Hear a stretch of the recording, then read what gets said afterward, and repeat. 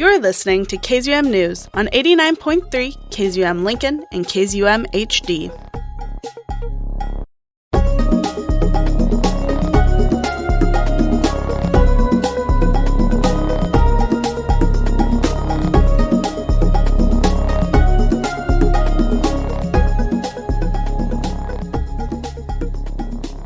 Good afternoon and welcome to today's edition of KZUM News, an hour dedicated to learning more about what is going on in Lincoln and the surrounding areas. I am the news director and your host, Amantha Dickman. Hello, my name is Grace Madsen. I am your host for the top story of the hour. Located in the neighborhood just behind the Lauren C. Easley Library is a squat stucco ranch-style building that is home to the Grace Space. The Grace Space is a facility with a home-like environment that offers end-of-life transitional care. Here with us today, we have Kelly Spar. She is the founder and owner of the Grace Space. And I want to ask you, what inspired you, or what is your goal when you decided to open the Grace Space? Sure. I've worked in long-term care my whole life since I was 15. And I have done a lot of end-of-life care over the years and in various different settings. It's always been so hard because of the constraints of regulations and space and things like that. To be able to do hospice in the way that I want to do hospice, or in the way that I feel like it should be done. And so it had always been a dream and a goal of mine to have my own space where we could do end of life in a more home-like setting, and just really be able to help people live while they're dying, in a really, really comfortable space surrounded by love and grace and all the things. So it took me about 7 years to get it up and going. And we're coming up on our 2-year anniversary here in November. So yeah. Yeah, it's gorgeous. I know when we came to visit, we noticed just how unique the architecture is. It kind of looks like you converted what is a multi-room home into a workable facility. Can you kind of describe for our listeners what the Grace Space looks like? Yeah, so it is like a giant house with 14 bedrooms, and so there's a lot of common spaces. It was originally like a home type environment, or like a clubhouse type environment. There was actually a underground pool in the building at one time that they filled in. And then when the next people that bought it, they added on to it. But the goal was to have a big house that really felt like a house. Like, the medical things are really taken out of it. I'm sure when you were here, you didn't see a lot of that kind of thing. So it's not an institutional feel, but everyone has their room, and that's their bedroom. And then we have all these really accessible common spaces for people to be able to enjoy the house, right, and make it their home. And so we even put in this giant sliding glass door on the back deck so that if people can't get out of bed, but they still want to be able to be outside and get some fresh air, we can roll their beds right out onto the back deck and allow them to be outside in nature and really just have the wind in their face and the sun on them, and just get out of the four walls of their room.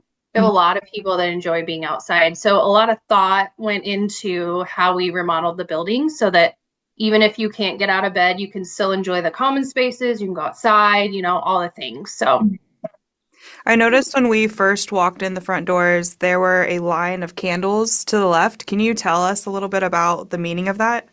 Yeah. So outside of each resident's room is a little box, a little shadow box. And in that box is a flameless candle. And when people are in what we call the waiting room, heaven's waiting room, we light their candle. And that just lets everybody in the building know that that person is actively dying. And that we just need to be aware and conscious when we walk into the room of who might be in there and what emotions they're going through and how they're feeling. But it also is really great because our resident families really get to know each other. And so when they see a light on, that's an opportunity for them to go and just love on that family and see if they need anything. And so everybody knows what the candles mean. But then when someone passes away, we do take candles and we light a path from the front door to their room. And then when they leave the building, we play their favorite song overhead. And so it's just kind of our way of like honoring them and saying goodbye to them and making kind of just a beautiful walkout for their families as well. So it just kind of softens that goodbye a little bit. Yeah, that's beautiful. Did you come up with that idea for the candles? Yeah, yeah. Like, I love that. Thank Um, you. I noticed just how it feels like such a close like community when you first walk into there. Other than the staff and then the other residents that are together, how often are families able to come and visit their loved ones there? And is there like an on-site facility for them to stay at too? There is. We don't have any visiting hours here. So family and friends of our residents that are staying here get the door code and they can come and go as they please. Because this is people's home and we want it to feel like their home, we don't want to put restrictions on when people can be here. Not Mhm. only that, but in those last days, hours, minutes, it's really important for the families to be at bedside. And so we don't want to restrict that with visiting hours. Mhm. Um, there are on-site facilities for people to stay. We have 2 hotel rooms downstairs that have a big queen bed, a full bathroom with a shower, and then we provide like linens and all the things. And people can rent out those rooms very inexpensively to just be able to stay on site, which is really great for a couple of reasons.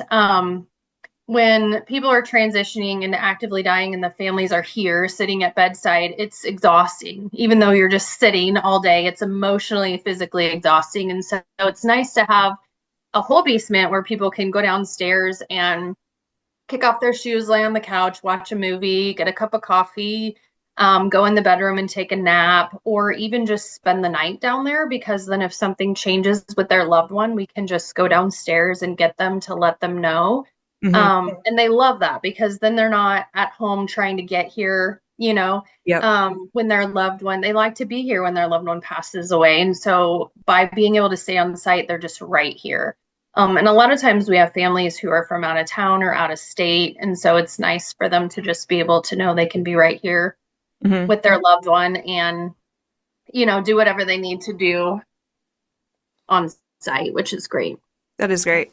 What about with going back to kind of how you have set up just like a home-like feeling there, what about meals? Do you have the meals catered in, or are staff actually like preparing meals there for them, or can residents do it themselves if they're able to? What does that look like?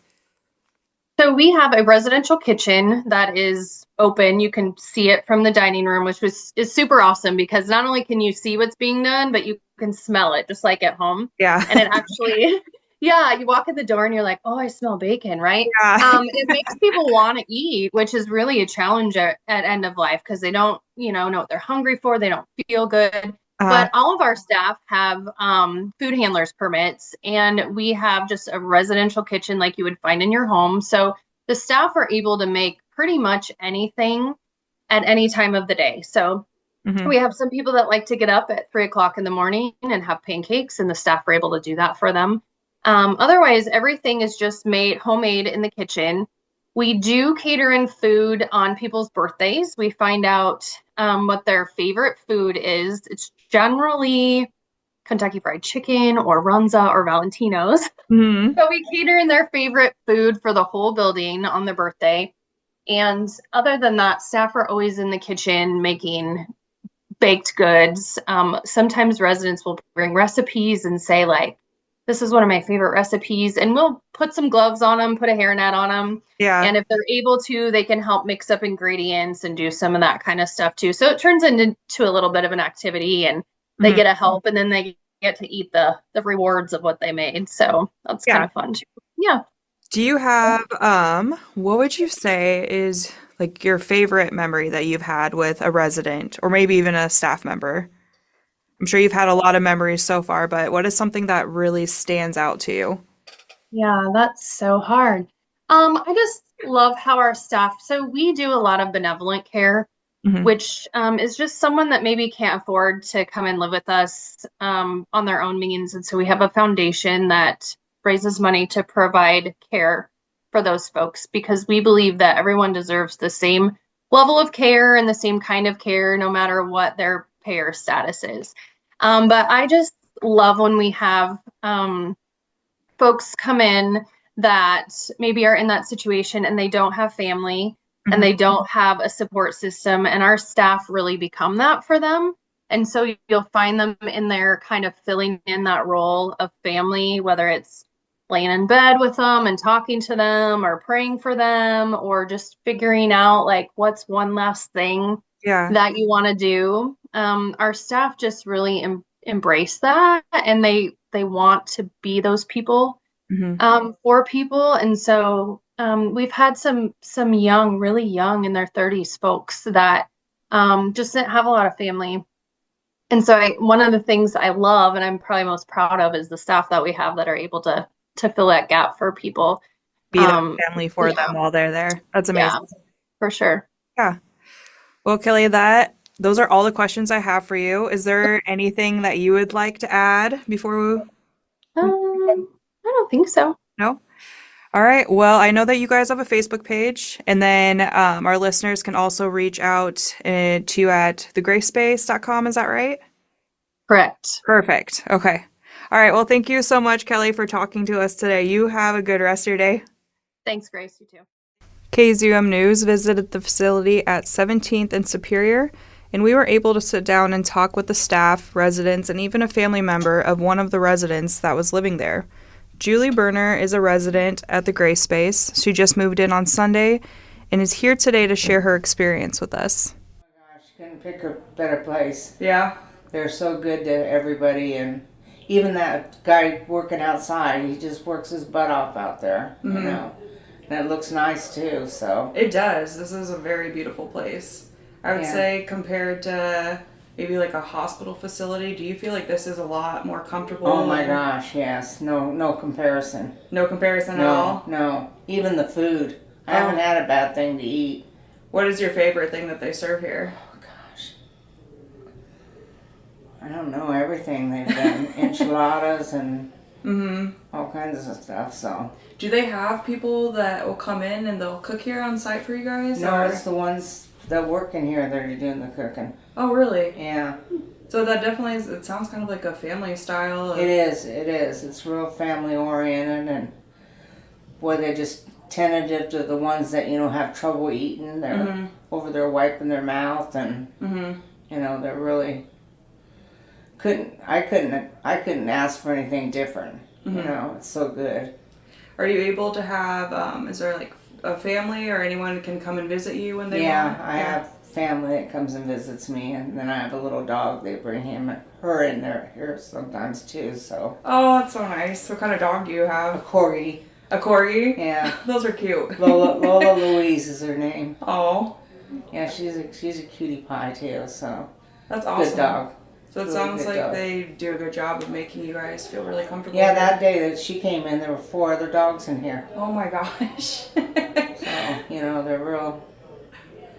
I think they do anything for you. You know, you ask for something, they do it, so. Do you feel like, was it a pretty easy process when you came to live here? Did they kind of help you all along the way? And... Yeah, it was easy. You know, not something I really wanted to do, but a friend of mine had told me about this place because a friend of hers was here, you know, and passed. So she's the one that kind of told me, and gosh, it was 3 or 4 days and they had me in here. Oh, wow. But I was falling down, and I think they were afraid I was going to, you know, break something or something, so they better get me in here before that happens. But yeah. And Kelly, they couldn't say enough good about her, you know, working for her. They're like, she's the best person to work for, and you can see it between them, you know. So whoever works here is really lucky too. And any of them will tell you they come from hospitals and different places, and they're like, this is just altogether different. The place that they want to be at. Do you have a favorite staff member here? Or even like a favorite The one guy that pushed me in here, I don't know his name, but maybe him. And there's one that comes in at night too that looks like him, because I get him mixed up, you know. And him too. I don't know, all of them. All the girls have been good too, so. It's it's kind of hard to pick. So it sounds like there's just, like, all the staff have been treating you very well, that it is hard to pick, huh? Yeah, it is really hard to pick, so. Do you have any additional comments that you would like to let anyone else in the community know about the Grace Space? Maybe Well, like I said, the guy that does the work outside, he's out there now cleaning up leaves and stuff. He volunteers his time and. Oh wow! So he's like a volunteer here then. Mm-hmm. That's amazing. So, and he's a really nice guy to talk to. He always comes over and talks to me, and yeah, I couldn't change a thing. You know, because they're just so good. What about any of the other people that are living here right now? Do you feel like you've made like friends, or it seems like a family environment with everyone? Some of them have, like dementia. Yeah. But you can still talk with them somewhat. Yeah, they're all very nice people. Go out of their way to say hi to you. And I've seen on their Facebook page that they'll do like events, or they'll have activities for the residents here. What's one of the like activities or events that comes to the top of your head when you think of your time that you've lived here? Well, I don't know, because I don't think I've really done anything since I've been here. I've only been here like since Sunday. Oh, okay. So you just recently moved in on Sunday. But I hear they do a lot of stuff. They have a lot of parties. One party, they said they were outside till 2:00 in the morning drinking beer, and so. They want to make your last days the best. Yeah. Not just get you through them and toss you aside, so. Actually enjoy everything, yeah. Well, just from you being here, just from Sunday, it sounds like you have a lot to, look forward to being here. Yeah, and you call, because I smoke, so they got to take me outside. And they never complain about, oh gosh, got to take you outside again, or... they're so good about it. Once in a while I get a little hot sitting out there these hot days, but not too bad. So yeah, like I said, I can't say enough good things about them. That's great. Well, I don't have any other questions for you, Julie, unless there's anything that you'd like to add, any other comments? Like I said, everything they cook too, food-wise, is amazing. Oh yeah, from enchiladas to what else have we had? Lasagna. Oh my goodness, it sounds great. They give you a variety. And then they'll ask you too, if you don't want that, we can fix you a grilled cheese. But one day my stomach was kind of upset, so I'm like, no, I don't want anything. Next thing, they bring me a salad over and a thing of strawberries. And so, it's like, and I ate it then, but. Yeah. It's like, they're just. It sounds like they really care. They genuinely care. Yeah, and you can tell they enjoy their job. That makes a big difference too. So. Oh, definitely. They're not just putting in their time to get a paycheck. Right. So. The Grace Space encourages families to be actively involved in the social lives of their loved ones. They provide resources for visiting families, including on-site lodging for families of residents, allowing them to stay close to their loved ones when they come to visit. KZUM News was able to sit down and talk with Joy Allen, who is the daughter of a prior resident who passed in January of this year. Well, my dad went to the hospital at the end of June. Okay. And we knew that he was going to have to go to hospice. And when we asked him what he wanted, he said, I want just a homey feeling place that's filled with love.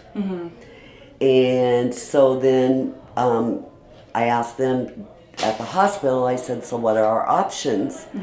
And they said, well, we don't have very many in town, but we do have a few, and the one that we recommend, or the one that we hope we can get him into, is the Grace Space, because everybody there just has loved them. And I'm like, let's try that one. We were lucky enough that there was one bed left. Oh, wow. It was a first come, first serve. My son and I actually raced from Bryan West over here, knocked on the door, did a very small tour, talked to Kelly, and said, hold this room, we'll be back.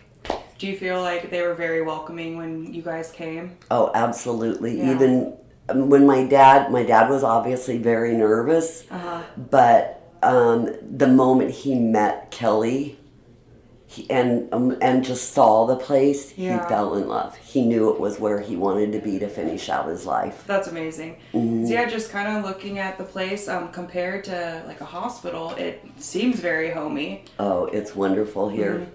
Were you able to visit him whenever you wanted to and see other family? Yep, and other family could come whenever they wanted. That's amazing. And as he was passing away in his final days, they have the basement downstairs where family can stay, which is incredible. They have 2 bedrooms. So for 3 nights, I spent the night down there so I could be here in case he woke up or, wanted to talk to me. It's amazing. Yeah. Well, first of all, we want to extend our condolences to you. I'm very happy that you were able to find this place, though, for your dad, and it sounds like he seemed very comfortable during his time here. Oh, absolutely. He was a joy for them because he loved music, and he would entertain them with his boogieing and his wheelchair, and yes, I absolutely could not have enough things to say about Grace Space. They're fantastic. What about, do you have any stories about any particular staff that your dad saw while he was here and memories? Most of the staff that I saw obviously was during the day because, he was not bad and I could go home at night for a little over a month. So I got to know a lot of the staff.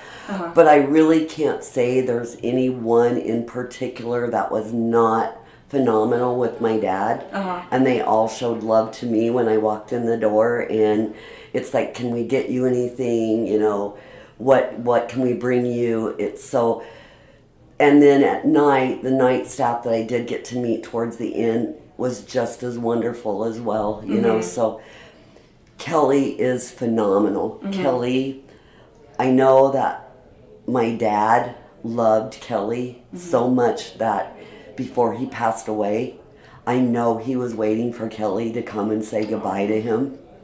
Wow. Yeah.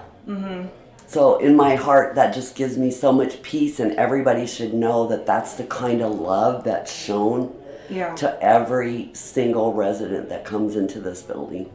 So I think it's probably safe to say that you would definitely recommend the Grace Space to other people who are looking for hospice care. Absolutely. Wow. If you're lucky enough to get in here, thank goodness they're expanding, so there's going to be more rooms available.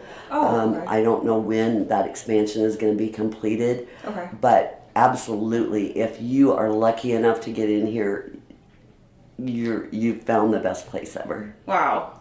Well, thank you, Joy. Absolutely. Thank you very much. Yeah, do you have any other comments, anything else that you would like the public to know about the Grace Space? Or Just come and check it out if you have the opportunity and you have somebody that might be getting close to being in hospice, because I can guarantee you, yes, you won't want to go anywhere they will else. love it. Yes, they will love it. Absolutely. That's great. Thank you very much, Joy. Thank you for your time.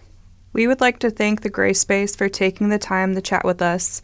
If you or someone that you know is interested in learning more about this facility, they have a Facebook page, or you can visit their website at thegracespace.com.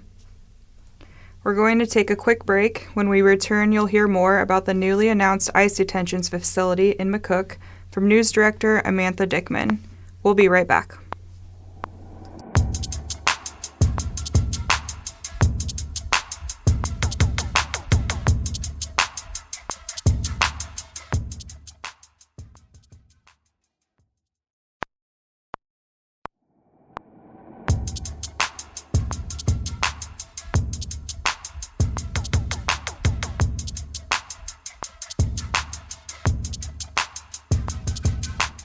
And welcome back to today's episode of KZUM News.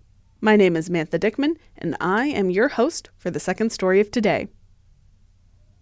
Nebraska Governor Jim Pillen and Department of Homeland Security Secretary Kristi Noem announced on Tuesday, August 19th, that the McCook Work Ethic Camp, a minimum security prison located in McCook County, will be repurposed into an ICE detention facility to hold immigration detainees as they await court hearings or deportation flights. In a press conference hosted in McCook, Governor Pillen answered what questions he could.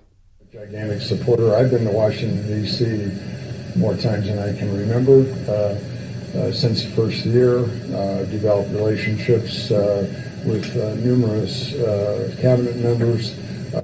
We're on the team. We're on the team. Highest calling in government is keep us safe.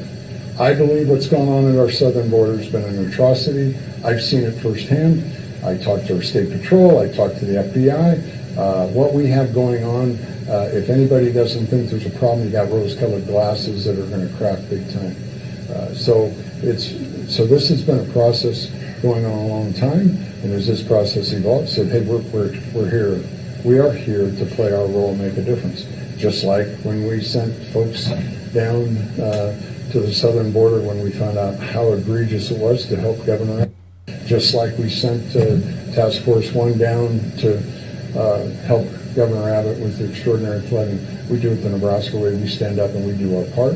And this is an extraordinary part. We can play the historic part in getting us back safe and correct all the ridiculous things that's taken place the last 4 years.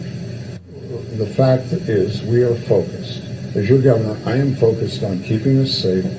We are focused 100% on getting people that came here, that came here illegally, that are criminals and terrorists, the ones that went and butchered the calf on folks that's bad. These people are threats to our community, and we need to have them removed. That's what I say. When we want to talk about immigration, I'm an advocate that we need to find a pathway for families who've been here for 20 and 30 years. That's a whole other subject. This is focused on simply on keeping us safe. Some people might not want to hear about it, but, as I've said countless times for 2.5 years, if anybody was to the border with me and flew in helicopters and saw what the extraordinary things the cartels are doing. As I told Secretary Noem today, please tell the President how grateful I am that he has designated the cartels as terrorists. I don't know how many people caught that, but that's a gigantic thing because the terrorists, if anybody in Red Willow is trying to say you don't have a fentanyl hanging around, trust me, it's in all 93 counties. We have risk to our kids. It's incredibly important that we go after the cartels. And I said, tell the President, thank you for going in and taking the cartels out. It is a gigantic piece of this equation. We're simply doing our part to get these people the heck out of here. Get them off of our streets, get them out of our communities, and get them the heck out of here. Well, what it simply means is I did not call, I said they are criminals and they are terrorists. Okay? An M13 gang member, that's a violent criminal. They won't be here. They will not be here. So who will be? Yeah, so they will be people that have come that are criminals. They are people that have come through in the last 4 years that are part of the groups that are doing the crazy things like what I explained at the family north of Eagle Pass.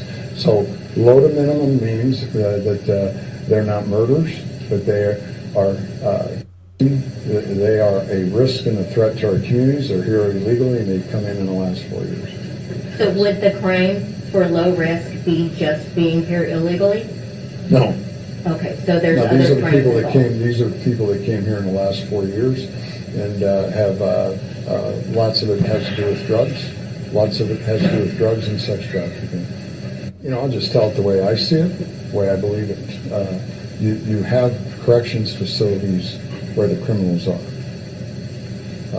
My job is to run the state of Nebraska efficiently, and the long-term benefit for the facility today to make a difference and create value for Nebraska. It's a short day. So the first question was simply what are contracts? So we have agreements. We have not been able to get it signed.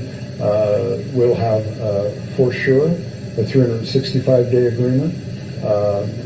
My expectation would be that it will most likely go through the time that President Trump is in office, so 3.5 more years, whatever that is. I've learned one thing,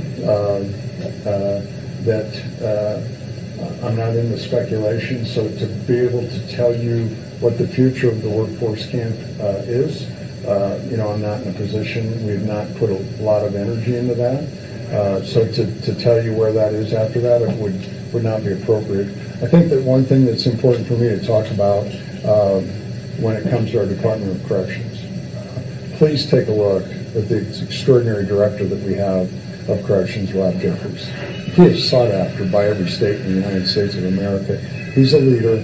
We are leading the way in programming and reducing recidivism under Rob Jeffries' leadership. There's a lot of people that want to talk about things. We're focused on operational capacity of our prisons. We have flex in our operational capacity of our prisons.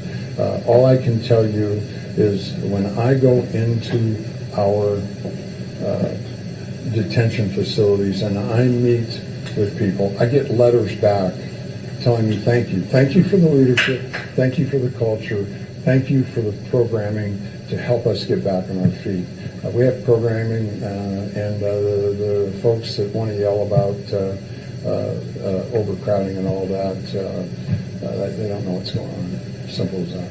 Yes, sir. Governor, do you are we going to have to do anything to the airport, or how are we going to transport? Yeah.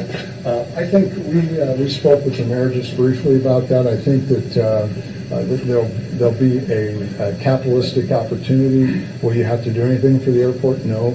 There'll be a capitalistic opportunity for fuel because I think that there'll be,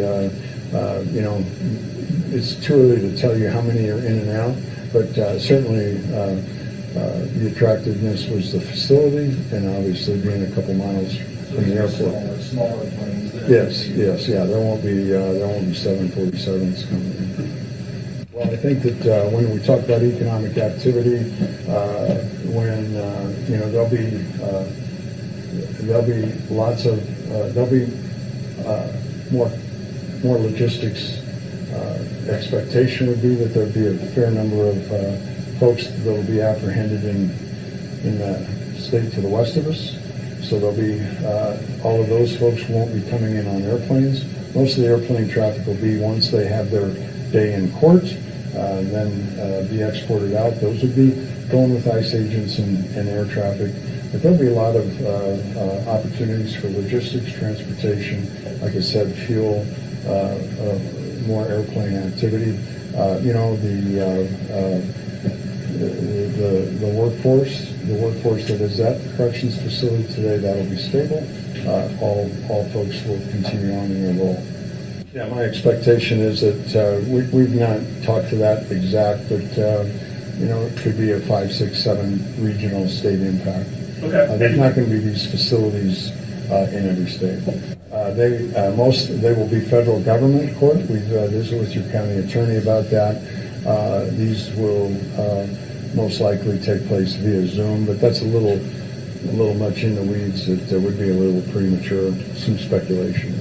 Will this just be men, women, and will there be any children or people under the age of 18 detained here? Wouldn't expect,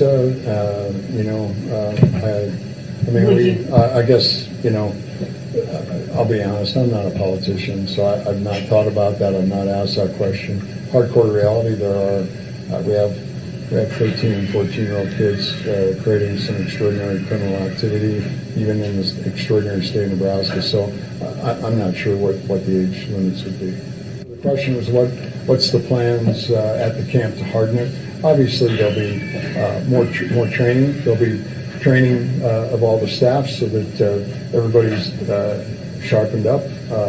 And I think I'm not good at all the different wires, but we will have new secured secured fencing that there's no way anybody goes through. I'm sorry, I just can't pull the name of that up. So there'll be training, and as I said, we have extraordinary leadership within the Department of Corrections. The security, keeping us safe is the highest priority. I've told the mayor, if there's any hole, you call me, we will get it fixed. We're working together to make that. Well, So the question about, this is the first that we heard, as your governor, we're working incredibly hard to answer the call, to keep our communities safe. These are things that came about very, very, very quickly. We actually reached out and asked our federal partners to take a breath, slow play it a little bit. I called and made sure that I could get down and visit with the mayor and others as soon as it was appropriate, that it appeared that there was going to be a possibility. My answer to the folks outside would be really, really simple.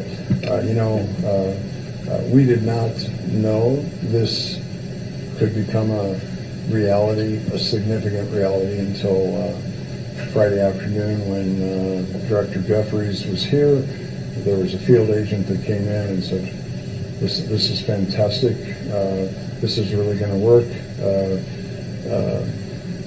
And as I talked to Secretary Millen, really, really excited about it. So, that really did not come about. So to talk about it before that would have been foolish, because it was, it didn't appear that there was a big chance of that, even though we've been working on it a long time. So these things came together quickly. As everybody knows, President Trump moves fast. He doesn't wait around, and that's what we're doing. I think my ask is really, really simple. All of us need to stay on President Trump's team. We need to make sure that we all agree that keeping our community safe is essential. And you can be rest assured, I and your mayor is going to make sure nothing changes in the community of McCook, that security is actually enhanced, and that McCook will go down in history, making an extraordinary difference in correcting some really, really silly things that have taken place in this country in the last 4 years. So thank you all very, very much for being out. And thank you, Sheriff. And, maybe I'm going to leave it with this. I would encourage everybody, when we think about how incredibly important it is for the colony to keep us safe, make sure that you go shake the sheriff's hand and say thank you. Go shake the deputy's hand and the city police. It's really important. Even when you get pulled over for speeding, just say thank you, because folks, it's a big deal to keep us safe. I took way too many people for granted. I think it's really, really important that we understand what a privilege it is to live in the United States of America. We live in the greatest place there is in Nebraska, right? Because it's the people. It's the people in Nebraska, and it's really important we keep it that way. Thank you all very much. Dubbed the Cornhusker Clink by Nome in Pillen, details about who will be held at the facility and the timeline for the transition remains unclear. However, the facility will remain state-owned and operated, according to the Nebraska Department of Corrections Director Rob Jeffries, who spoke at a separate press conference held at the state capitol on Tuesday, August 19th. Good afternoon, everyone. Rob Jeffries with the Department of Corrections. And as an agency, we are committed to keeping our people safe, and NDCS has a long history of partnering with state and federal agencies to support our safe communities. It is our intent to partner with U.S. Immigration Customs Enforcement, I.C.E, to repurpose the Work Ethic Camp as an ICE detention facility to provide services awaiting deportation and other immigration processes. The WIC team is committed to keeping people safe with help set by the standards for what type of facility that it is. WIC has a highly trained team who have a long-standing commitment to providing human care to anyone housed at the facility. Change like this brings question and uncertainty.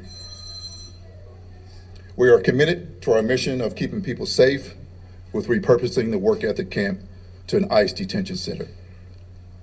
The partnership will be formalized with an interstate support agency with initial 365-day commitment with re-up with a commitment of at least 3 years in negotiations.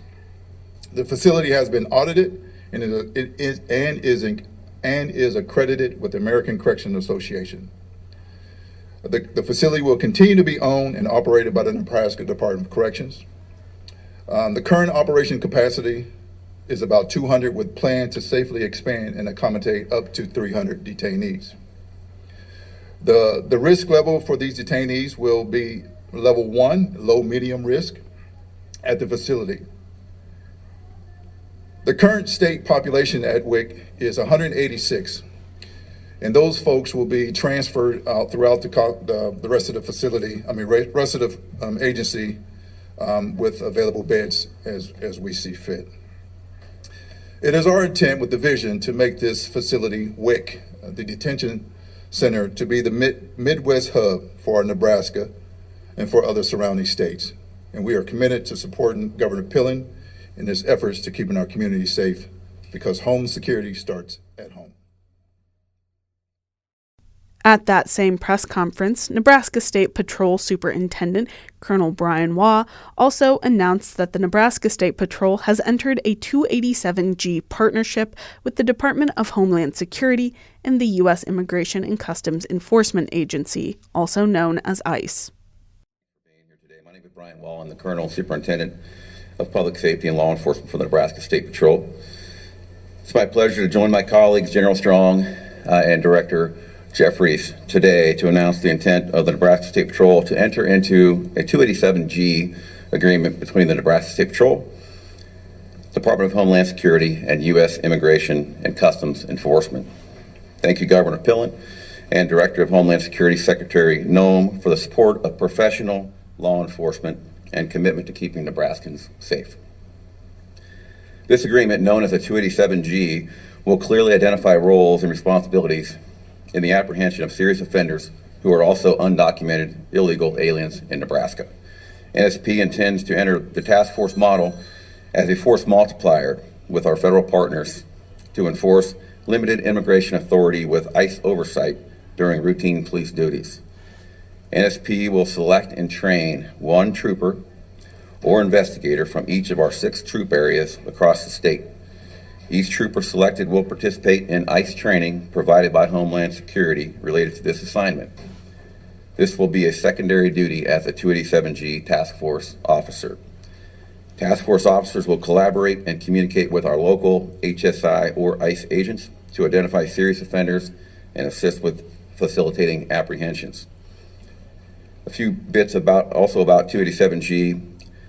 There are approximately 75 agreements across the United States with 11 other states. There are 544 credentialed state and local 287G officers.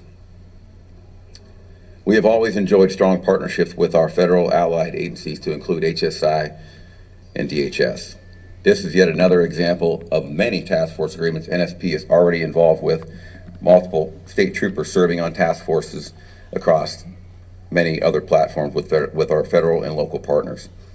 This agreement will serve to strengthen these relationships and shared goals of public safety to identify, arrest dangerous wanted fugitives in Nebraska.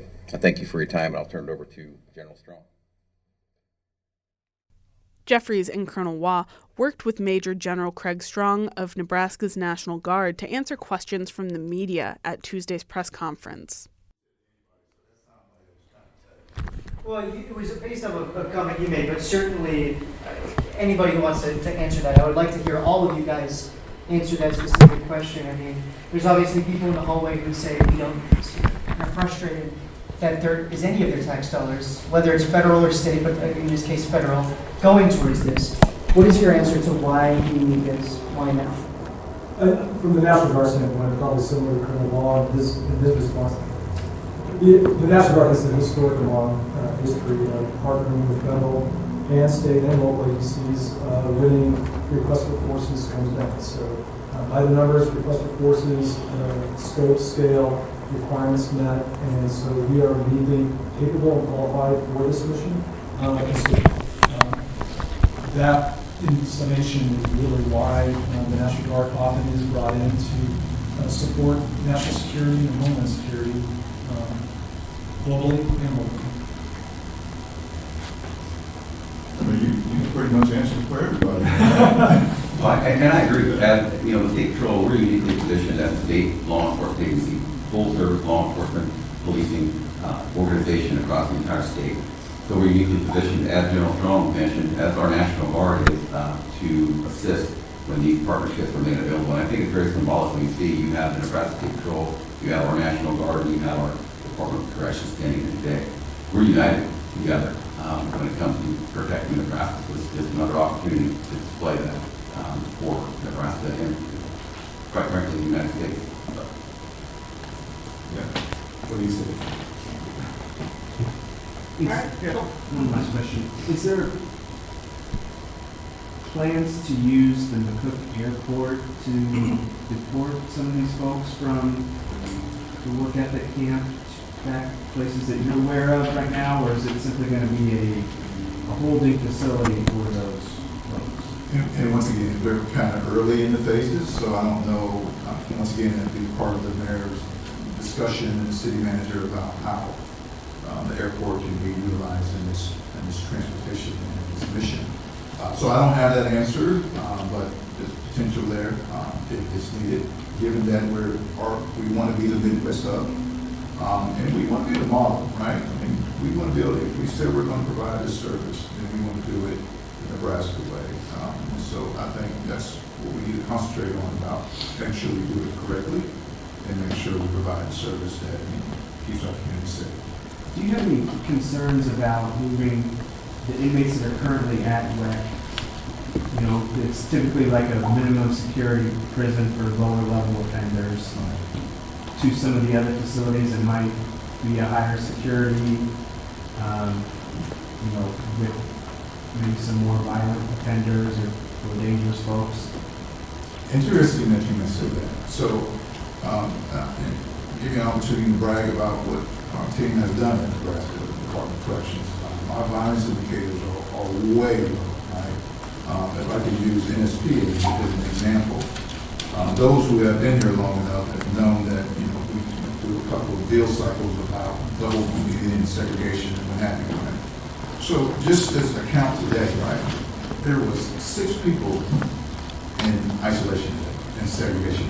6 people in like a 40 bed unit, 6 people. So what that tells me is we are doing the right thing to make sure our violence indicators are down because we're being very aggressive on contraband, cell phones, you name it, any type of drugs coming in and everything, so that reduces the propensity for violence. And not only that, across our board, I mean, we got an increase in staffing.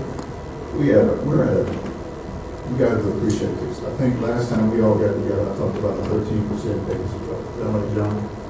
Now it's at 4%. 4% vacancy rate. So our team is committed to providing the service in which we do to keep people safe, right? And so the population is involved in programming like it's never been done before.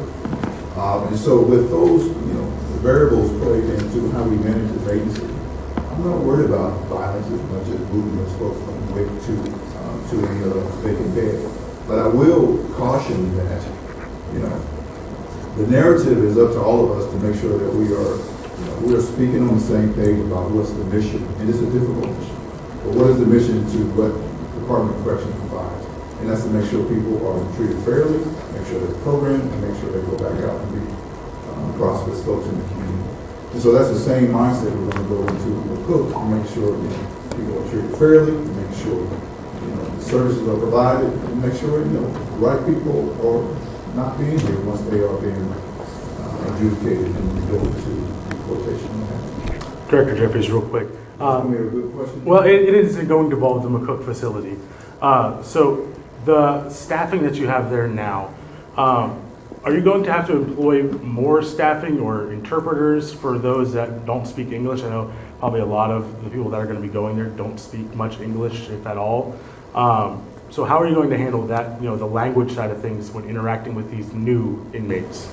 That's going to be a work. I mean, that's a good question. That's going to be a work in progress, right? So there, I think ICE has been in this business, so they understand the need for interpreters and whatever kind of technology there to provide that service. So we're just going to have to lean on them to make sure we provide that. Are you, is the state funding that, or is the federal government going to fund that? One more, John. That's it. So the current security is it's minimal or it's lower tier on the web, right? Are you guys expanding the security at all? In the Homeland, the reason I ask is the Homeland Security press release that they put out today says that this is about getting the worst of the worst, violent, offenders, criminal, illegal aliens, the wording they use. And I wonder, will there be more security at your guys' facility? This is the worst of the worst. How are you going to handle that?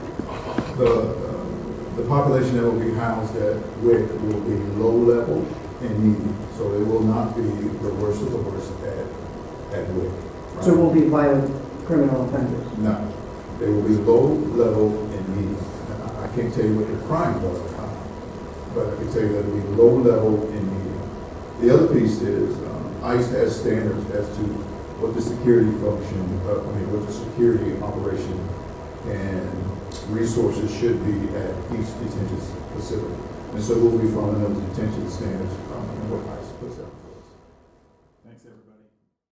As mentioned by several reporters present at Tuesday's press conference, members of the public were quick to react to the announcement of the McCook Work Ethic Camp's transition to an ICE detention facility.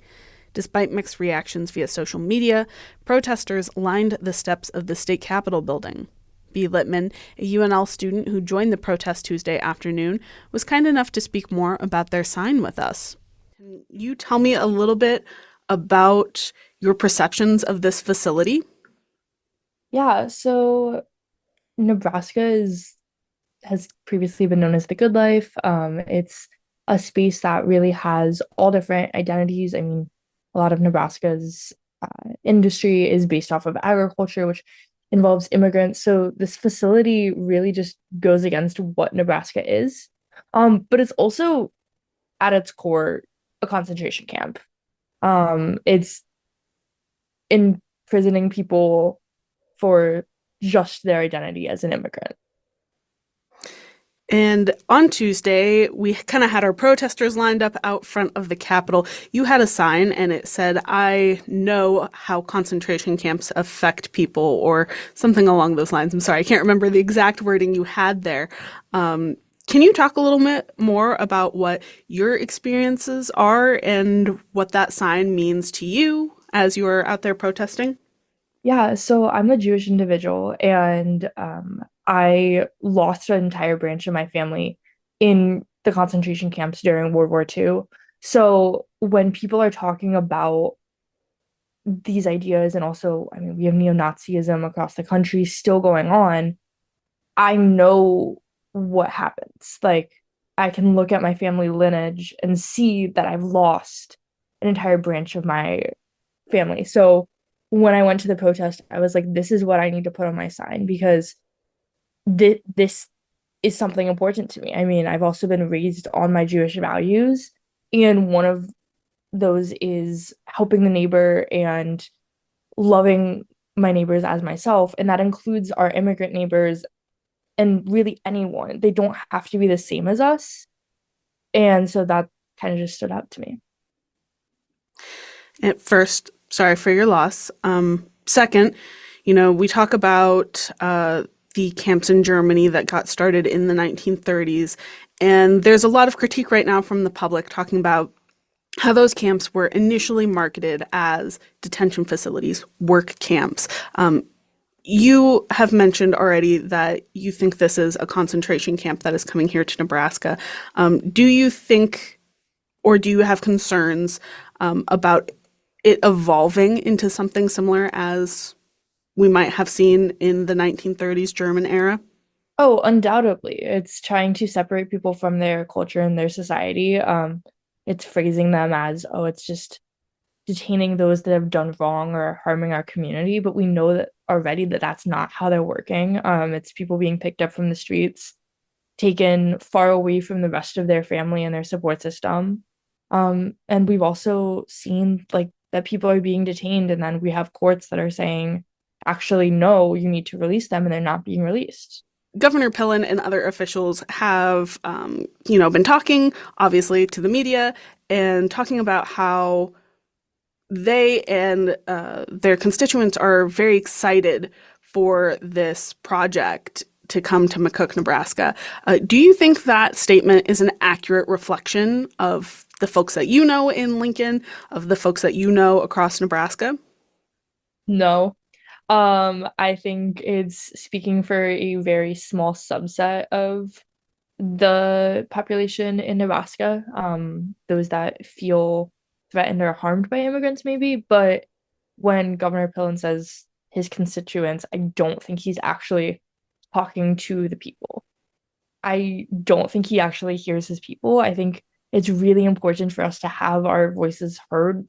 Why I was protesting at the Capitol, why I know so many people that weren't able to be at the Capitol but are sharing on social media their frustration, their upsetness. So I think our voices are the best way to get across to those in power, but I don't think Governor Pillen actually wants to know what the people want because he knows that it will upset him. And so with that in consideration, do you think there is anything that could dissuade Governor Pillen and his team from moving forward with this project? I still think it's power of the people, especially those like closest to it. As I mentioned earlier, so much of Nebraska's industry is that agriculture, and we do rely on immigrants to help that happen, including in the meat packing plants and such. So sharing stories, I think, is a really good way. I know it's really hard for people, especially those that have immigrant family members, to even speak up because they're worried about being targeted, which puts even more pressure on those of us that have a little bit more of the privilege and aren't as targeted to speak up even more. Excellent. Well, I don't have any more prepared questions for you this afternoon, Bea, but do you have any commentary that you'd like to make about this facility in McCook or the protest on Tuesday? Again, it's not the good life. I think it was really powerful, that protest that took place, especially how quickly people banded together. My friend called me and was like, hey, you want to meet me at the State House? And I was like, yeah, let's go do this. And I think that shows, like, there were people coming by after work, and like nobody wants to spend their Tuesday afternoon in 90-degree heat, but it's something that's important. Excellent. Well, Bea, thank you so much again for sitting down with us and answering some questions. We appreciate you taking time. Yeah, of course. KZUM News spoke with other protesters from the state capitol building after Tuesday's announcement regarding the McCook Work Ethic Camp. Next week, we will hear from a few more individuals. You can tune in then to learn more.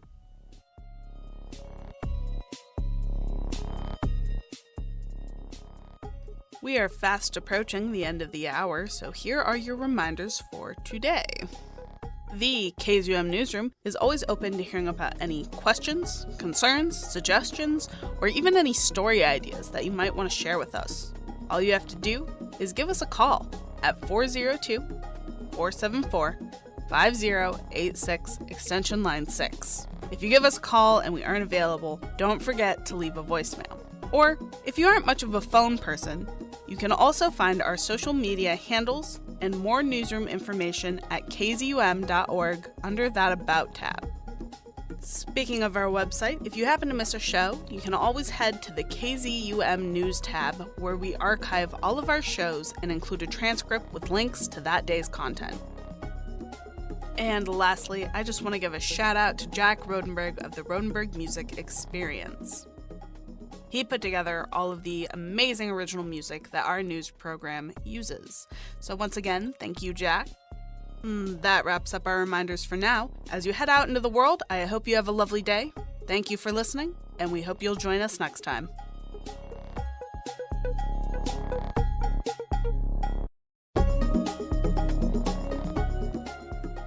You just finished listening to KZUM News, an original production of KZUM Radio that airs every Saturday at 11 a.m. Coming up next is Beta Radio, so stay tuned.